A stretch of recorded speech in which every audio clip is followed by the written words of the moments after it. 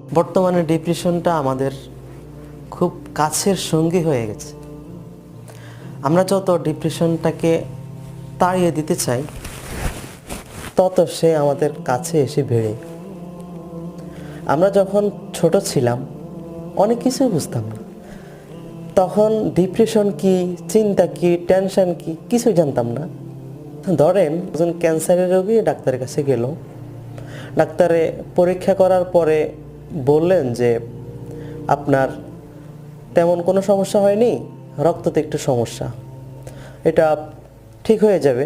আর doctor এটা না বলে যদি বলে যে আপনার ক্যান্সার হয়েছে, তো স্বাভাবিকভাবে ডাক্তার যখন বলছে যে আপনার রক্ততে সমস্যা আছে সামান্য, ওটা ঠিক হয়ে যাবে, এই ব্যক্তিটা স্বাভাবিকভাবে যদি বেঁচে থাকে 10 বছর, কিন্তু যখন ডাক্তার বলবেন যে আপনার ক্যান্সার হয়েছে,